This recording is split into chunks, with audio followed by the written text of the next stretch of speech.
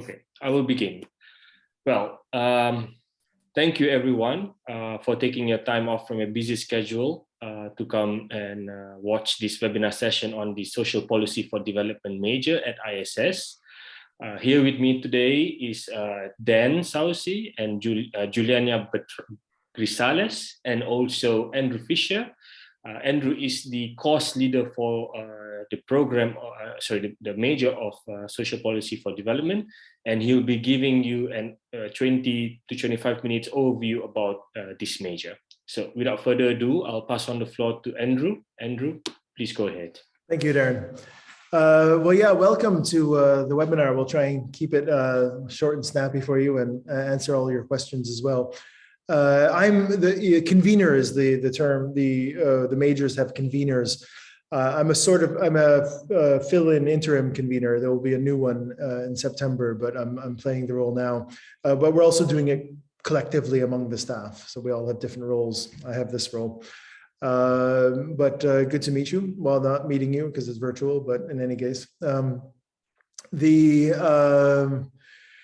and yeah, so one of the 5 majors in our master's program, MA in Development Studies, is on what we call Social Policy for Development, which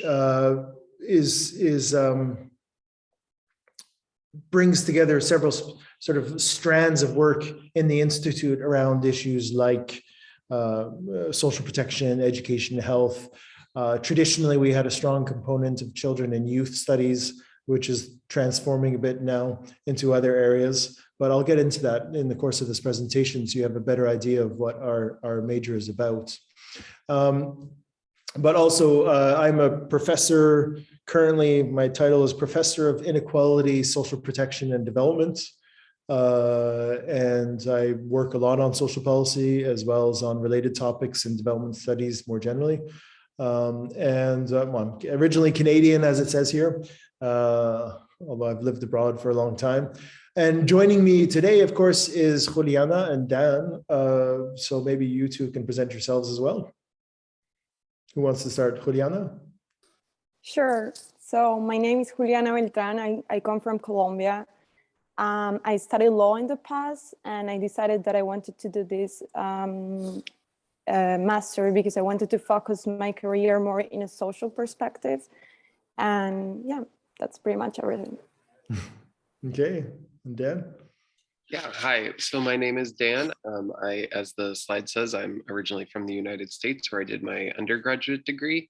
But I had the opportunity to work and study and live in India on a few different occasions, as well as in Peru, as well as Europe before coming to ISS. And I knew that I wanted to study development studies, having studied international relations in the United States. But a lot of the programs that I was looking at in the United States, at least, tended to have predominantly Western populations in their universities. And I think the thing that really drew me and sort of sparked my interest in coming all the way to Europe instead of staying in the United States was the fact that ISS has such representation from so many different backgrounds, experiences, parts of the world, academic disciplines. And so that was really appealing to me. Yeah. And also just to clarify to everyone that Juliana and Dan are both currently doing the majors, right? So they haven't finished yet. They can give you their impressions about what it's like to do in the midst of the coursework. I think they probably have assignment deadlines looming on them over right at this moment. So we're really grateful they can take their time out to speak with us. And also, we don't have any script here, but the idea is that they also will freely interrupt me and add in their comments to anything they wish to say. So I think they're already used to me as a teacher, so they won't be shy about interrupting me. Anyways, so to go on, I mean, as if you've read the information on the masters at ISS, you might already know some of this, but just to give you a brief summary, we have an MA in development studies. That's the overarching, your MA, what you'll get your MA is in development studies. And it's 15.5 months or a year and a half approximately. Well, a bit less than a year and a half, but you know, it feels that way. And then you enroll into one of 5 major programs. We call them majors. So the majors are, as we see here, agrarian food and environment studies, economics of development, which is your more classic economics, governance and development and policy, which corresponds roughly more to politics and so on. Human rights, gender and conflict studies, social justice perspectives, and which is fairly self-explanatory, and then social policy for development, which is us. So it's we're one of the 5 majors, but of course a lot of the staff will also teach across these majors as well. It's not like we're cloistered in separate departments or anything like that. The institute as a whole is quite integrated in that sense, and the students also take courses across these majors and so on. So the key features of the MA program, well, as Dan just said, I think ISS is unique in a way. I mean, that's what attracted me to ISS, even when I was looking for a master's program way back when, so long ago, I won't tell you. It has this long history, ISS, of basically it's almost demographically representative of the world's population. Besides the fact that we have not many Europeans, but otherwise we do have some Europeans, we have North Americans, but largely the student body is made up of Latin Americans, Africans, and Asians from across large regions. So we're very, very, very diverse student body, also with diverse staff. And also a lot of our students also have work experience. So they're coming to the degree with already a lot of experience, not straight out of say a BA program. And in the master's, so that I think, if I would have to choose one aspect of ISS, that's what I would say is perhaps its richest aspect, both as a student and as a teacher. I mean, it's wonderful as a teacher to teach ISS students for that reason, right? And then in the course of your master's, you will carry out an original, hopefully original, individual research, which was called the research paper, or it's the equivalent of an MA thesis in other universities. SPD has its own little special innovation, which is called a field research fund. It's a small little pot of money that a competitive fund that some students can apply for to help support field research if they wish to do field research. And then all of our courses integrate theory, practice, and policy. So that's just some points of the MA program. In social policy for development, more specifically, we're essentially concerned with questions of poverty, inequality, social exclusion, and related marginalization, discrimination, disadvantage, and so on. And we also take an approach that likes to look at social policy as systems, right? Rather than just looking at individual policies.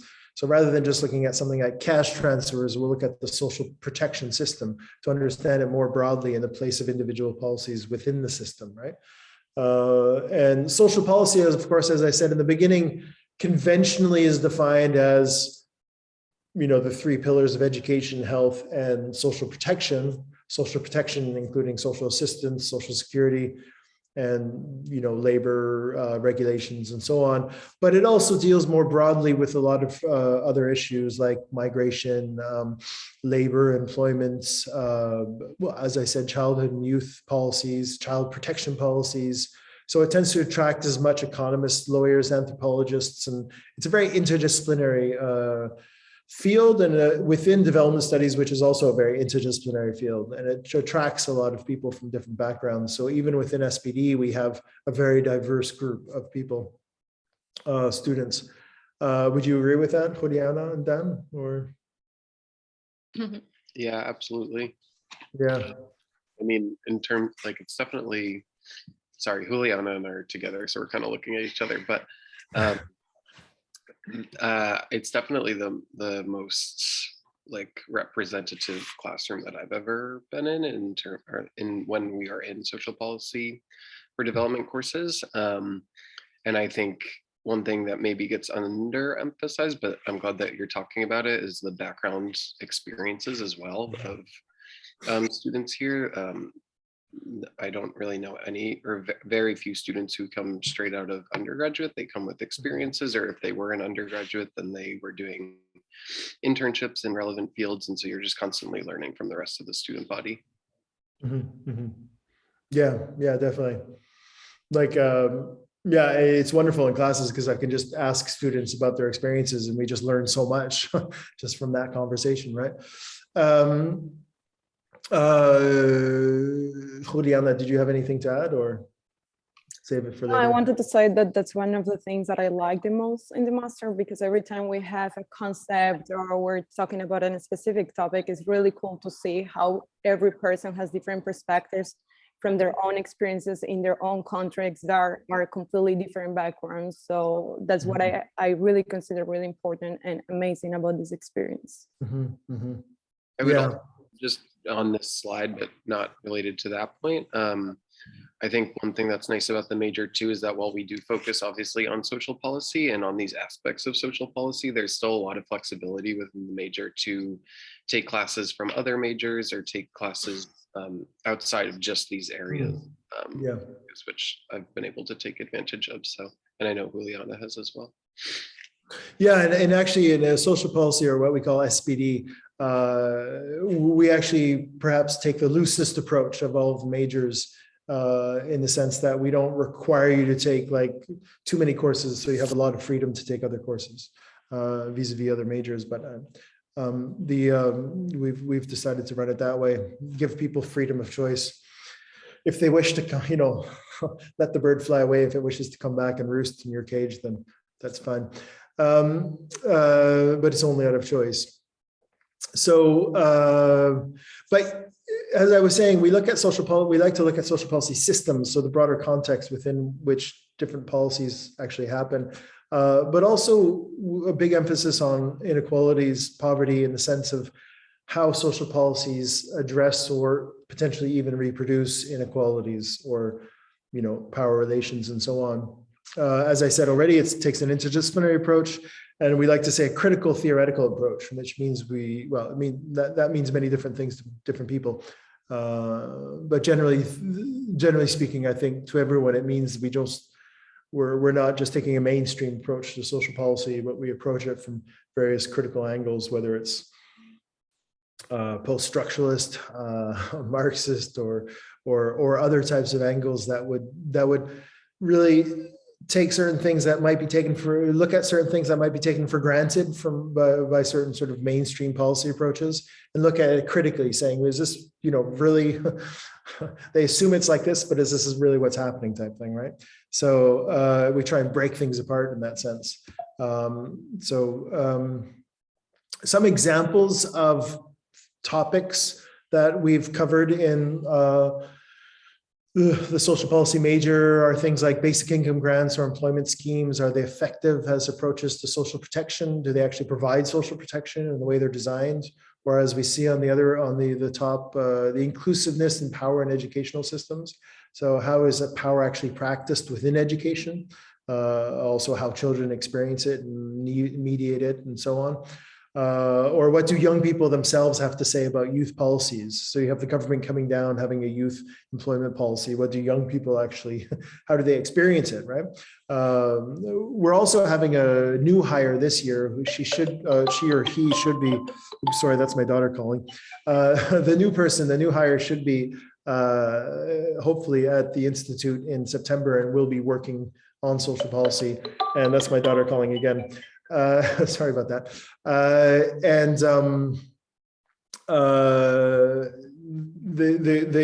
They will be working in the theme of generation. So we will be continuing the focus on youth, children, but also old people, for instance, the elderly, aging, or the whole generational approach to understanding social policy and development studies more generally. So that aspect of the program will really be developed going into the future. So as I said here, the subfields of expertise within our major are in generation, especially youth, population studies. I do a lot of population studies, work and employment studies. Some of my colleagues, like Karen Siegman, and poverty studies. I also work in poverty studies. As Dan pointed out, there's possibilities to specialize outside the major. The structure of the major is you start with a compulsory course, which we call Critical Social Policy for Transformative Development. And then you also have to take another compulsory course, which is called Working Towards the Research Paper, which is basically all of the coursework involved in preparing you for your thesis, right? The research paper. And then you have to take one of 2 to 3 courses in the second or third term to qualify for an SPD major, right? Within your MA of Development Studies. So it could be this one course here, Poverty and Inequality. It could be Generation and Population, although that's not yet confirmed because it will be based partly on the new hire. And then we also have Children, Youth and Development, which is a third term course taught by one of our colleagues. So you just have to choose one of those and then you qualify for this, plus a research paper that's within the field of the major, broadly speaking. So something that has to do with social policy. And that qualifies you for getting a major in social policy for development. You don't, if you decide in the course of your degree, you don't even want to do that. You don't want to take any of these courses in the second, third term, and you want to write your research paper on something that's unrelated to social policy. You can do that. You can just get an MA in development studies without having the major in social policy, right? So that's perfectly acceptable as well. And these are just some examples. We actually don't have Alma's photo here, but Alma is the one who's teaching the third term course on children and youth. As I pointed out, we have Karen Siegman teaching on employment. There's me, slightly younger than I am now.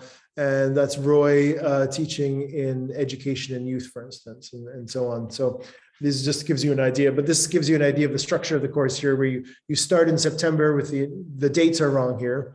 So mind the dates, but you have the structure of you start with some introduction courses, the general course, and then you have in the end of the November, December, the compulsory course for the major. And then running throughout the second half of first term, second and third term, you're doing your research paper presentation. In second and third term, you then take your courses, your sort of content courses, things like poverty or generation or work and gender or whatever. And you can also have research technique courses. So this would be like qualitative research, quantitative research, interviewing techniques, and so on. And then you have some options. You have an option to take several optional courses, right? And then the fourth term, so basically from July until November, you're working on your RP, and then you submit it, and then you have about a month till graduation, and then you graduate, hopefully. I assume most people graduate. So, you're not guaranteed a degree, you still have to do the work, but if you do the work, there's very good chances that you will, and you follow our advice, that you will end with a degree, an MA in development studies with specialization in the major. Unfortunately, it's lunchtime and my daughter's texting me constantly, but sorry, the screen is hiding my text here, but you have our teaching approach. Yeah, there, good. We work, well, we've already said this, I think. It's just working with diversity. We have very participative lectures, which means a lot of discussion. I use, for instance, seminar-based teaching in my course, so I get students to lead at least half the sessions. We like to think of ourselves as easily approachable, although maybe Juliana and Dan, I don't know, are we approachable or? We're pretty approachable. Okay, we're approachable. There's an emphasis of teaching innovation, especially since COVID, of course, as we're doing right now, a lot of online multimedia. Although we are now going back to live sessions, and by next year it should be fully in person teaching. So the whole COVID online experience will be over, and so on. And there is a lot of space to work on your own interests. So we don't have a sort of prescribed, this is what you must learn and study. If you come in with a strong interest in something, we will try and support you in that and encourage you to develop those interests, right?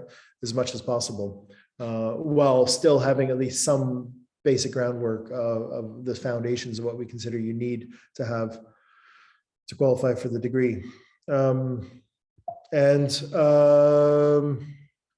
I wanted to jump in. Yeah, please do. Yeah. I found really interesting that you can come with an interest But while you're having all the classes and new topics, it kind of allows you to explore other parts or other concepts or other topics that you didn't know before. And that's what I found really useful, the foundational courses, because they show you like a new realities that probably you didn't know before and things that you can explore more during the whole master's. So it's like you can come here with a perspective that you like something, and it's cool to be attached to that if you want to, but on the process, you're gonna discover that there are probably many things you didn't know that you want to know more, and you have the chance to do it here through other courses, to approaching the professors, like like join different courses. And I think that's amazing from the master. Mm-hmm. Yeah, exactly. And Dan, did you want to say something or yes? No, okay, that's fine. You know, we like to think that, you know, you might come in with a certain idea in the beginning, but then if we teach well, hopefully we'll turn that all upside down, shake out all the contents, look at it all, and by the time you put it all back in, it might be somewhat different, right? So that's if I like to think if we teach well, that will be part of the result, especially in the first term. There's a lot of questions about specializing because we have this, it comes partly through sort of the historical legacy of how the master's has changed over time, but we have sort of a three-layer. We have the master's, overarching master's, and then we have the major, and within the major you can also specialize if you wish. And basically to be able to have a so-called specialization it's optional, you don't have to have it. You need 16 credits of coursework and a research paper in that topic of that specialization. And typically the coursework is the two courses from second and third term. There's three possibilities. You don't specialize at all. And as we like to say, through your research paper, you're already specializing. It's sufficient to have an MA in development studies. You don't need to have necessarily a specialization. Or you could specialize inside the major, which means you pick a specialization from, you're in the major, but then within that major, you specialize even further. Now, we've actually eliminated that option in SPD. We don't have specializations within our major anymore. We used to have a childhood and youth studies, but the key colleague for that left. So we don't have that specialization anymore. But in any case, we kind of prefer not, the specialization in our view is kind of left over from an earlier period. So it's sufficient to have a major in SPD and then to work on the topics you're interested by without necessarily specializing. So that's not even an option for SPD, but you can also specialize outside the major. We have students in SPD specializing in specializations from other majors like public policy and management, local development strategies is a common one. Women and gender studies, as Juliana was mentioning, conflict and peace studies are just a few examples, right? So basically what your degree would look at, like at the end, is you'd have an MA in development studies, the social major in social policy for development, and a specialization in women and gender studies, for instance, or something like that, right? That's what it would look like. If you would choose to specialize, but again, you don't need to, because not specializing gives you more freedom of choice in a sense. Here are some examples. I mean, I think the most important output from your MA is your research paper. That's where, the learning by doing really happens, right? With the research, and Juliana and Dan are only just starting this process. But just to give you some examples of SPD students in the past, and the topics they've done, we have on the top left, for instance, modifying caste in India, the politics of caste enumeration and implications for affirmative action policies, right? And then over on the top right, you have, if I move my thing, domestic workers and Social Security. What must they do to get by somebody from El Salvador? And then going around in a circle way of unpacking residential segregation, a spatial analysis of the effects of social policies, by a Colombian compatriot of Juliana. And then another one, excluded from within, nuancing integration and exclusion through the lived experiences of Filipino children and youth with disability in 2 inclusive education schools. A mouthful, but nonetheless, very interesting. So these are examples of, as exactly as we said before, you already get quite specialized doing your RP. You can sense how specialized some of these RPs are, because to be able to search out the originality to a certain degree, you have to go quite specific, and then you become very, very specialized in that very, very specific topic. But it's by doing that, by digging deep into a topic on a very specific point, that you develop that type of expertise that goes beyond simply coursework, right? So that's what we're really trying to, that's why one of the qualities, I think, of the ISS MA is that it's not an 11-month MA like you would have in the UK, where you basically have no time to write your research paper. Your thesis in a typical MA degree in the UK, you have a month or 2 to write it. So it's like a glorified sort of course paper, right, in a sense.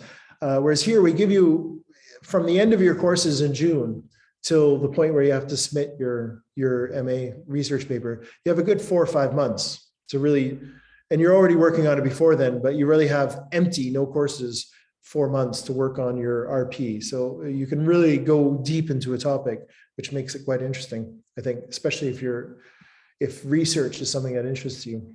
But even if you're not interested in research, it doesn't matter, because the experience of doing that is very, very fulfilling, even for somebody who's more interested in policy work or activism and so on.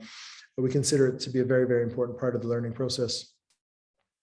I believe this is my last slide, but just to say that we are attempting to be up with the times on social media. I believe we do not have a TikTok page yet. Do we have a Snapchat page? Which one's Snapchat there? Is Snapchat there? Okay, so we don't have Snapchat or TikTok. Is there another one we have to be thinking about? Yeah, we have Instagram. Oh, we do have Instagram. So it's not there, but yeah. Yeah. And some of us are also on Twitter as well, actively battling it out on social media, arguing all sorts of points. But you can follow us on all these spaces and places, virtual and so on.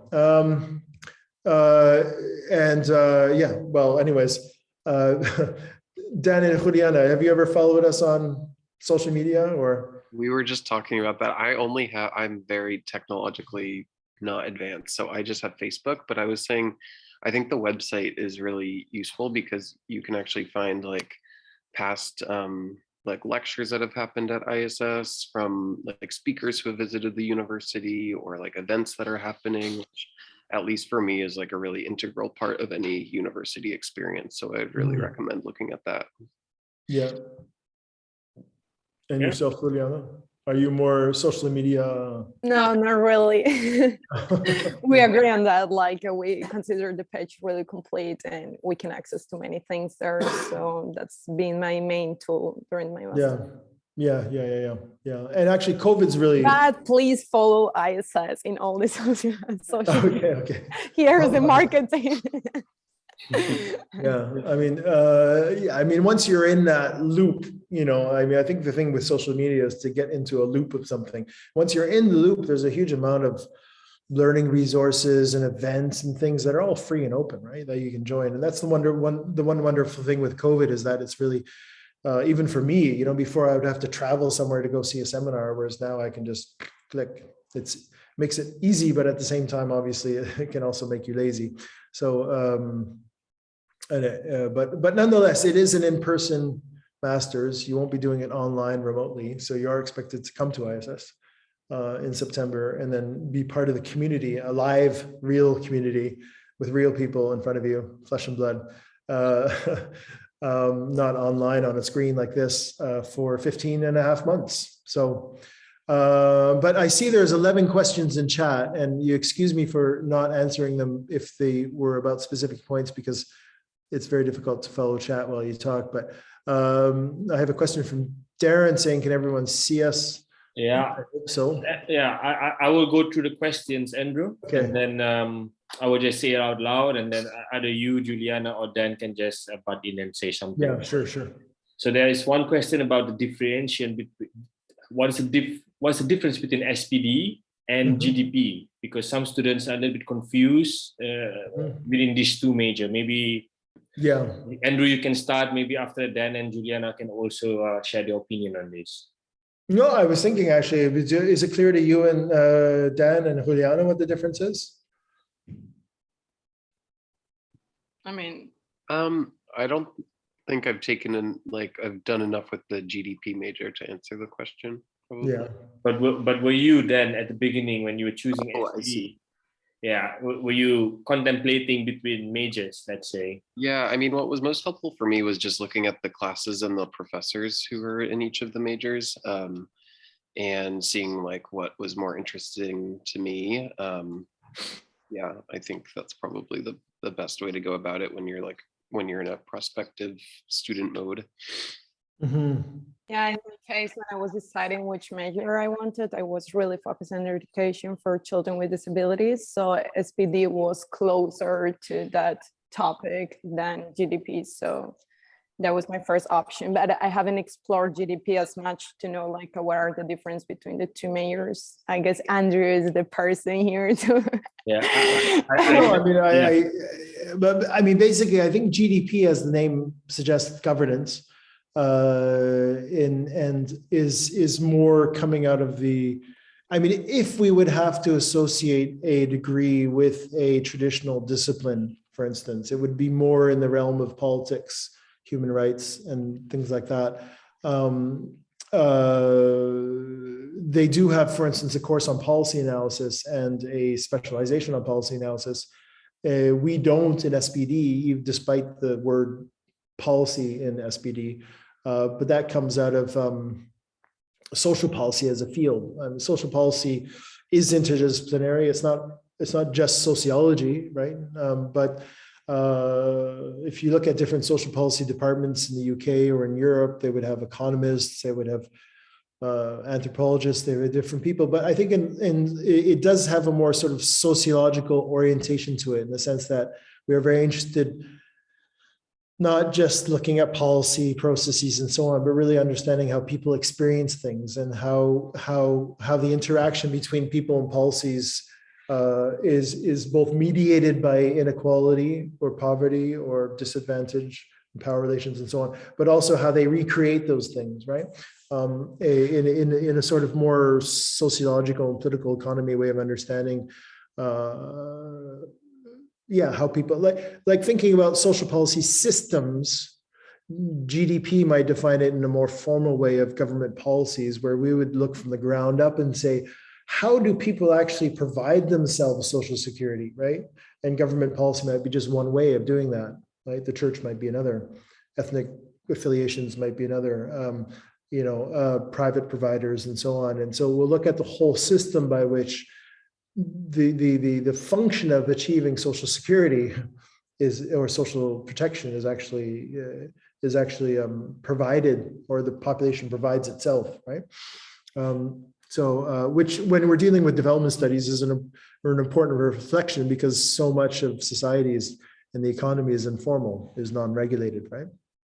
So but we also deal, centrally with education, health, things like social assistance, stuff like that. GDP might touch on some of these, but not as their central focus. Whereas for us, it's more of a central focus. Yeah. Thanks, Andrew, for the thorough explanation. I hope that answers your question, Jacqueline. We have another question about part-time program organized at ISS, taking a MA program part-time at ISS. Maybe I'll just give a brief explanation on that. It is possible. It takes 2.5 years to do that, but you will need to live in the Netherlands to do that, because you still require to come to class, especially in your first semester. You almost have to come almost like 90% of the time. And then there's also, as Andrew already mentioned earlier, most of the classes, or actually all the classes, will take place physically at ISS. So there will be no longer possibility to do it online anymore in the future, at least for now. You never know, things can change drastically as well. So that's one other question. There's another question by another prospective student. Will specialization affect your final grade? No, not at all.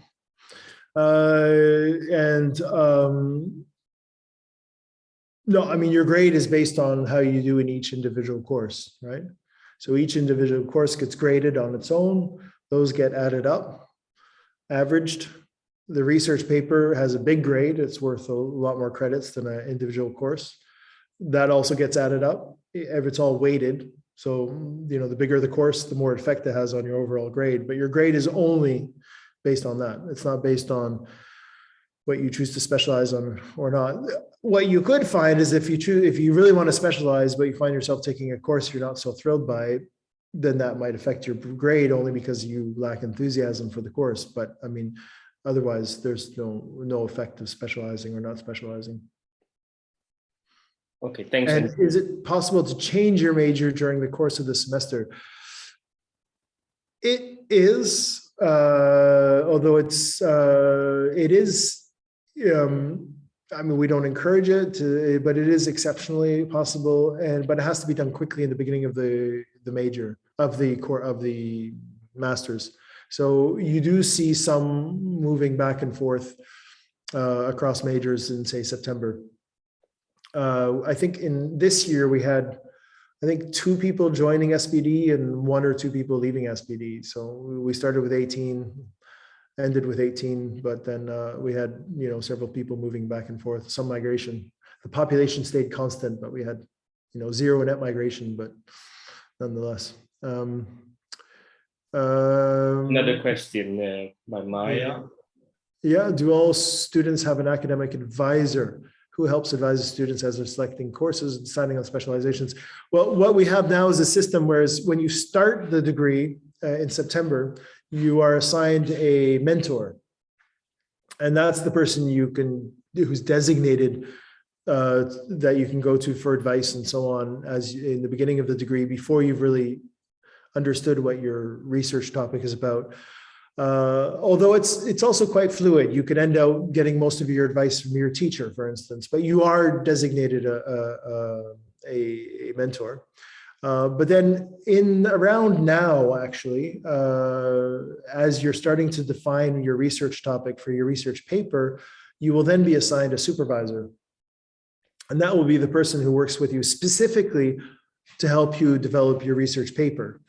And you still have your mentor at that point. If you want to go see your mentor, you can, but generally speaking, students typically would tend to focus more on their supervisor at that point. And that's more carefully selected according to your interests. So in the beginning, for instance, when you get your mentor, we won't be looking at too much whether if you're interested in youth, you get to sign to somebody, maybe who works in youth, but it's just more somebody who's there to help you navigate you through give you advice on courses and so on.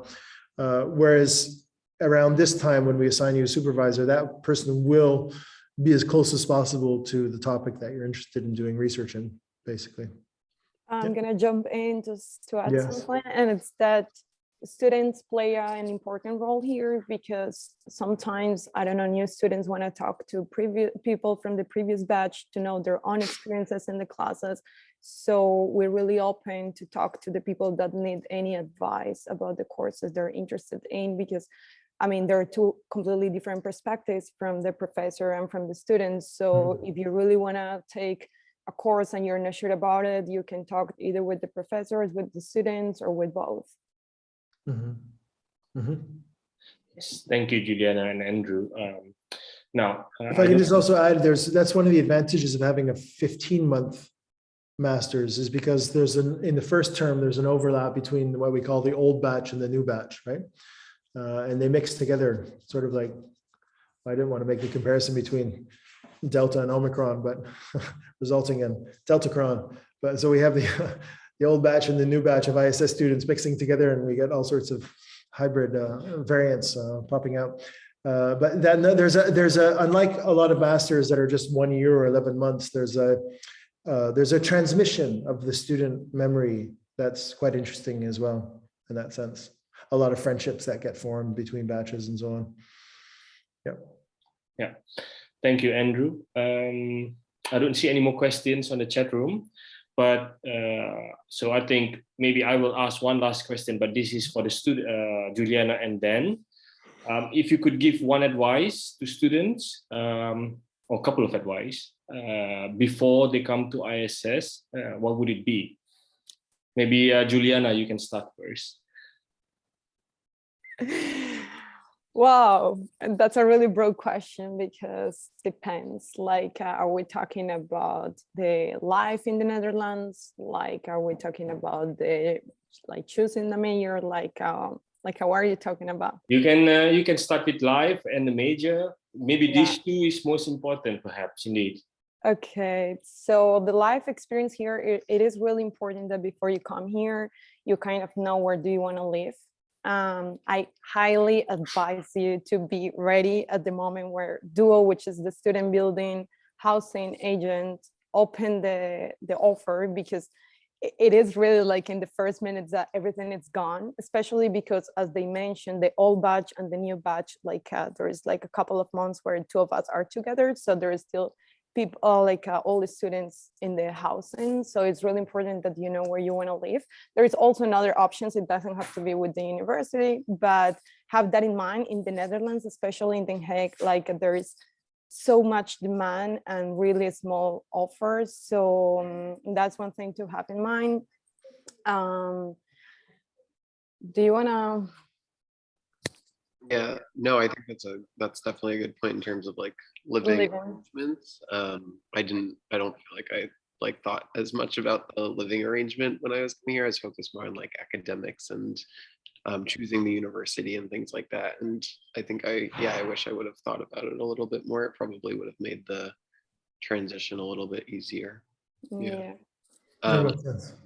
but then just from like Academic. more of an academic perspective, I think I would definitely, I wish that I would have started thinking a little bit more about the like types of research and things that I want to research earlier on, just because you get really busy with classes and I mean, it's a new country, so you want to explore and you want to meet all of these like fantastic students and things like that.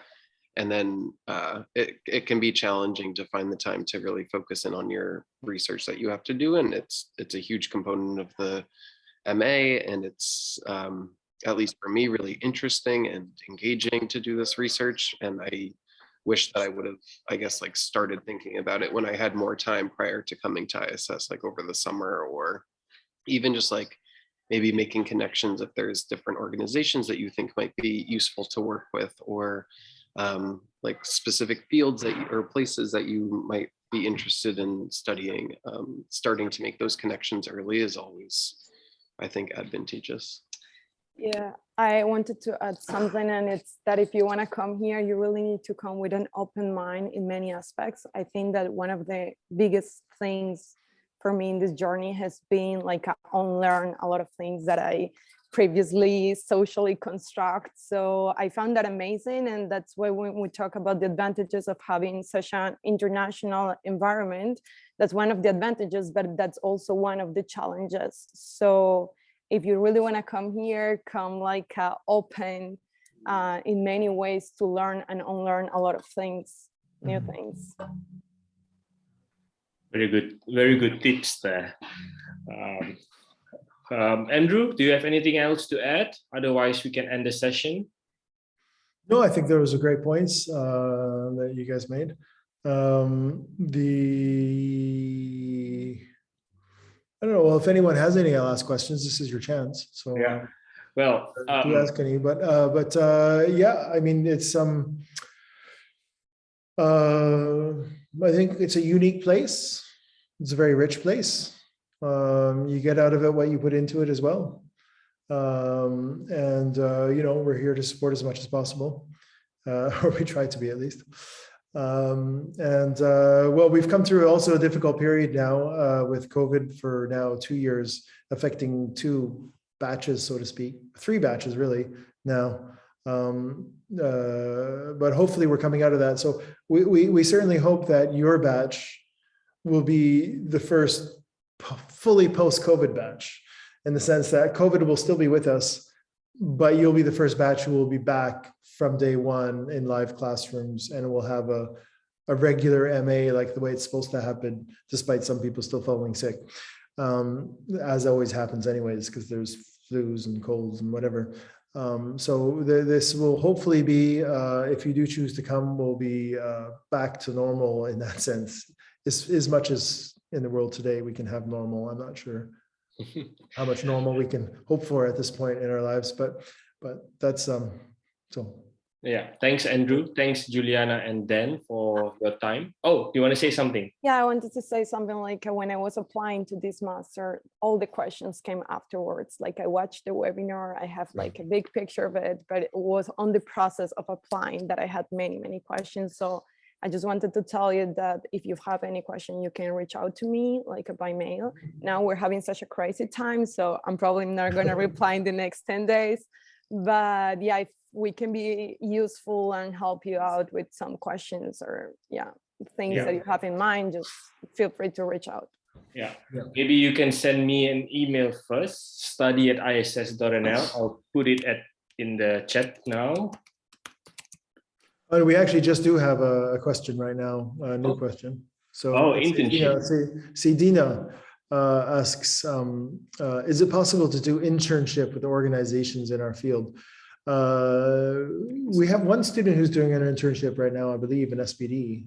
I am as well. I've been interning since the fall because our second term 1B is a little bit slower. So I started interning with the global human rights defense because my interests with SPD sort of overlap with human rights as well. And it's been a really interesting experience to like see how NGOs especially operate here in the Netherlands and in the European context. They do a lot of work in all different parts of the world. And so I've been able to work with people from like field observers from all around the world to write like policy briefs and policy papers for the European Union, which has been pretty interesting. Oh, that's interesting. Yeah, and so it is possible, although it seems to be in this sense, both in Dan's case and this other student's case, self-organized, self-initiative in that sense. It's not organized by the masters per se. The one thing nice again about The Hague is that it has a good cluster of international NGOs here because of the presence of the Dutch government, because the International Criminal Court and other institutions. So there's those types of opportunities are around. The other thing you can also do is as part of your research paper. So once you're finished with courses in June and you're going off to do your field work, you could choose to do field work that involves some type of internship, like collaboration with an NGO, for instance, as one possibility. And we're also trying to encourage, to a certain degree, development studies doesn't always have to be in the whichever term you wish to use, global south. It could also be here in the Netherlands, for instance. I mean, I remember years back now when I first came to ISS, we had one Nigerian student who was looking at schools in Rotterdam for migrant children, particularly African migrant children, and just almost the degree of segregation that happens in Dutch schools in that sense, how these people, it's almost a segregated school system within the Netherlands itself, which of course the Dutch don't like to talk about or acknowledge or quite hush about, but when you're coming at it from this perspective, it's a very real thing. And you have other people doing these types of research too. So a lot of sort of what we might consider development research that's inspired by the lenses we acquire through development studies, applied back to the north, right? Applied to the Netherlands or other European countries in that sense. Yes. I think Dan, you maybe have that in mind as well with your work in the US, aren't you? Yeah. So there's all sorts of possibilities like that as well that we can encourage. Yeah.